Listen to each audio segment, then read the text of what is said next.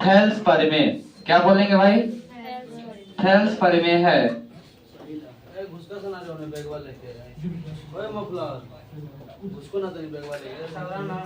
क्या है? थैल्स परिमेय। और इसी का दूसरा नाम है आधारभूत आनुपातिक परिमेय। तो थैल्स परिमेय की बात किया जाए, आधारभूत आनुपातिक परिमेय हो, दोनों एक ही है। अगर ये दोनों क्वेश्चन में नहीं देता है तो आपको क्या देगा? तो ये क्वेश्चन जो लिखा हुआ कि यदि किसी त्रिभुज में एक भुजा के समानांतर खींची गई रेखा अन्य दो भुजाओं को एक ही अनुपात में विभाजित करती है, यही आपको क्वेश्चन देगा। या तो थैल्स देगा या आधारभूत आनुपातिक परिमेय देगा। अन्यथा आपको जो क्वेश्चन स्क्रीन पर दिख रहा है कि यदि किसी त्रिभुज की एक भुजा के समानांतर खींची गई रेखा अन्य दो भुजाओं को एक ही अनुपात में क्या करती है? विभाजित करती है। तो सबसे पहला चीज क्या है कि बोला है कि यदि किसी त्रिभुज में, तो पहला काम आपको करना होगा क्या? कि एक त्रिभुज बनाना होगा। आपने एक त्रिभुज बनाया।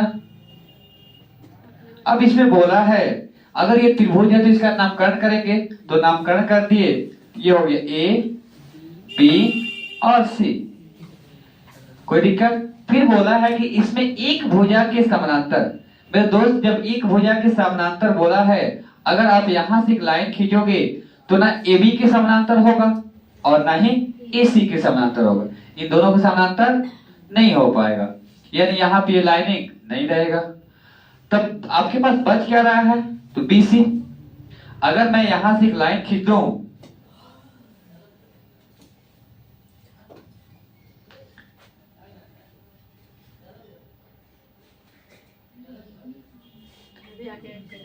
देखिए तो समानांतर हुआ, यानी बीसी ही एक भुजा है जिसके समानांतर कोई रेखा खींचा जा सकता है। अब इसका भी नामकरण कर दिया जाए तो यहाँ पे हो गया डी, यहाँ पे क्या हो गया? डी, और यहाँ पे हो गया ई। यानी आपने क्या लिखा? जैसे क्वेश्चन बोला कि यदि किसी त्रिभुज की एक भुजा के समानांतर, तो आपने एक भुजा के समानांतर एक रेखा डी खींचा। तो यहाँ पे लिखिएगा दिया है। क्या लिखेंगे? दिया है। क्या दिया है? तो बोला है कि यदि किसी त्रिभुज, जो आपने एक त्रिभुज बनाया क्या? ए बी सी, लिखिएगा ए बी सी एक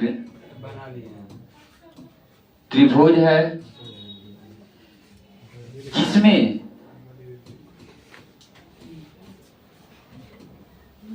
भुजा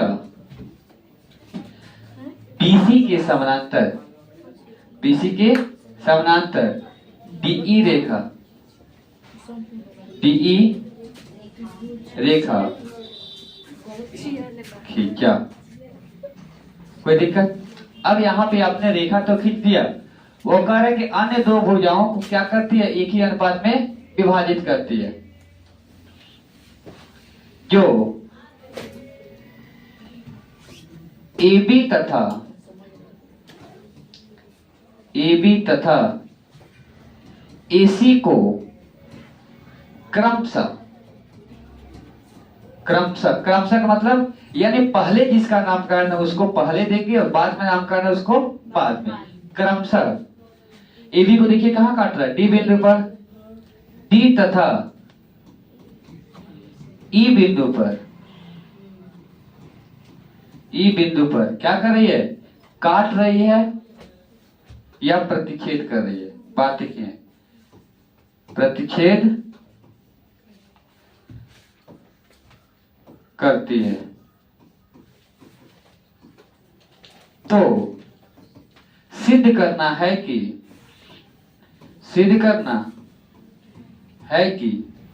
AD बट्टा DB बराबर AE बट्टा EC, यही आपको प्रूफ करना है। जैसे क्वेश्चन दिया कि यदि किसी त्रिभुज में एक भुजा के समानांतर खींची गई रेखा अन्य दो भुजाओं को एक ही अनुपात में विभाजित करती है, तो आपने एक फिगर बनाया ABC एक त्रिभुज, और वही बात लिखा कि ABC एक त्रिभुज है जिसमें भुजा BC के समानांतर DE रेखा खींचा, जो AB को D बिंदु पर तथा AC को E बिंदु पर प्रतिच्छेद करती है, काटती है। उसके बाद आपको क्या करना होगा? खुद से जो काम करेंगे तो फिर रचना लिखेंगे। क्या लिखेंगे? रचना।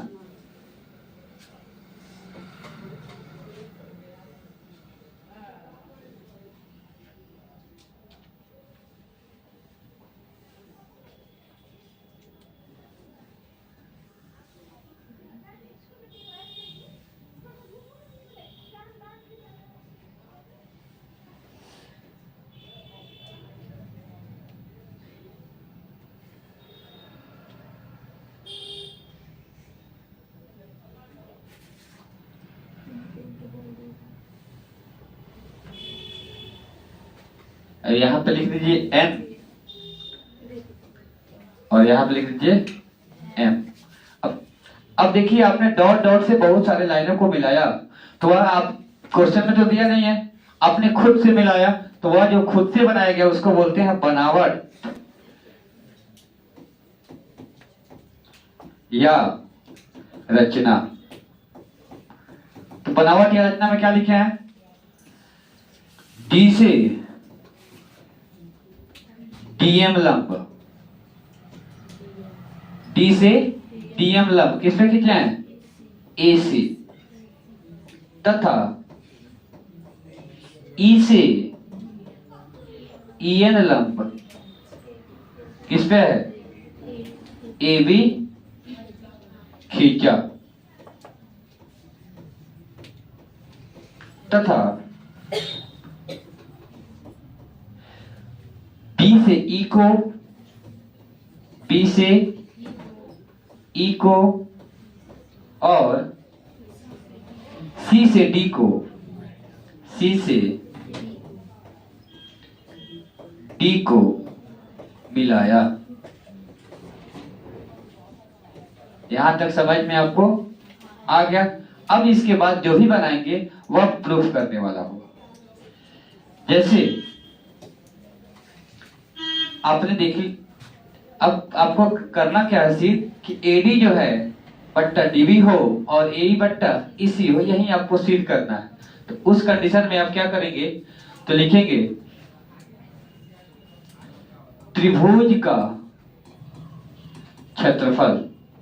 तो त्रिभुज का क्षेत्रफल क्या होगा मेरे दोस्त? 1/2 गुने आधार गुने ऊंचाई। तो 1/2 गुना आधार गुना ऊंचाई। अब जब आपको अनुपातिक सिद्ध करना है,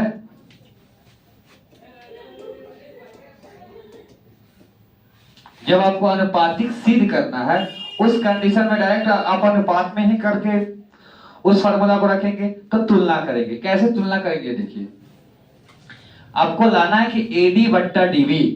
तो आप एक ट्रायंगल ले लें, त्रिभुज ले लें, त्रिभुज ए डी ई का क्षेत्रफल और त्रिभुज बी डी ई का क्षेत्रफल। देखिए दोनों तरफ में एडी और डीबी आ रहा है कि नहीं आ रहा है? तो उस कंडीशन में आप क्या लिखेंगे? यहाँ पे उस कंडीशन में आप लेंगे क्या? तो लिखेंगे यहाँ पे एरिया त्रिभुज A D E by area त्रिभुज किसका? B D E. अब ये जो जैसे आपने एरिया लिखा तो वह हिंदी में त्रिभुज का क्षेत्रफल के बात के बराबर हो जाएगा। तो यहां पे लिखिए, तो 1/2 बात आता है आधार का। तो मेरे दोस्त आधार देखिए क्या होगा? जब इस पे लंब है, लंब तभी पड़ेगा अगर यहाँ पे लंब पड़ेगा तो ये पूरा आधार होगा कि नहीं होगा? लंब के लिए क्या चाहिए आपको? आधार चाहिए। तो क्या एडी एडीई में एडी आधार होगा कि नहीं होगा? आप कहेगा भैया एडी तो आधार नहीं है। भैया एडी आधार नहीं है, लेकिन आपने लिखा है कि डी से ई से ईएन लंब एबी खींचा। तो एबी का ही ना आधा भाग एडी है। एबी का भाग है कि नहीं है? जब एबी का भाग है, जब एबी पर लंब है तो एडी पर भी क्या होगा? लंब होगा। जब होगा तो यहां पे क्या लिखेंगे? बोलिए। लंब की जगह लिखेंगे ईएन और आधार की जगह क्या लिखेंगे? एडी बाई, फिर देख लिया जाए भाई, जब बीडीई में तुलना करेंगे, जब ईएन लंब एबी पे है तो जैसे एडी पे आधार एडी पे लंब ईएन पड़ा, वैसे बीडी पर भी क्या है? लंब है। तो आधार का नाम कौन होगा? डीबी और लंब कौन होगा? ईएन। तो यहां पर क्या लिखेंगे? 1/2 और यहां पे क्या आ जाएगा भाई? ईएन और यहां पे क्या आ जाएगा? डीबी। अब 1/2 से 1/2 क्लियर, ईएन से ईएन क्लियर। तो आपको प्राप्त क्या हुआ? एडी बट्टा डीबी। एडी बट्टा डीवी। फिर लिखेंगे पुनः, यानी एक भाग तो आ गया, दूसरी भाग की इंतजार है। तो देखा जाए किस त्रिभुज का ट्रायंगल लेंगे हम।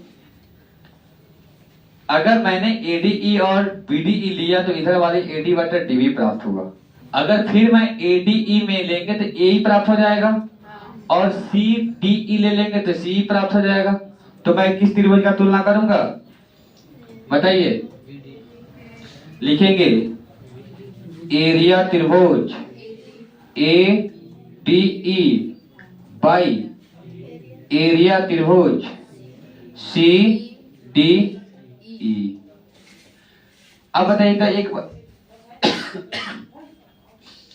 एक बटा दो तो आएगा, गुना जब इधर लंब था, जैसे देखा जाए फिगर से स्पष्ट होगा, जब EN लंब है AD पर तो AD आधार हुआ, और जब DM लंब AC पर है तो AC भी तो आधार हो जाएगा ना, कि नहीं होगा। जब होगा तो उस कंडीशन में AE भी आधार है और AC भी आधार ही है।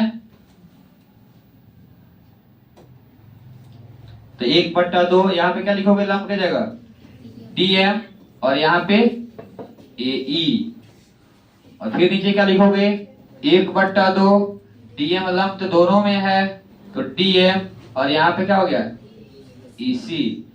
तो 1/2 से 1/2 DM से DM क्या प्राप्त हुआ AE बट्टा EC, AE बट्टा EC। कोई दिक्कत। अब इसको अगर मैं 1 ले लूं और इसको 2 तो आप कहोगे ना कि समीकरण 1 और 2 से, तो क्या प्राप्त होगा मेरे दोस्त AD बट्टा DB बराबर AE बट्टा EC। हो गया।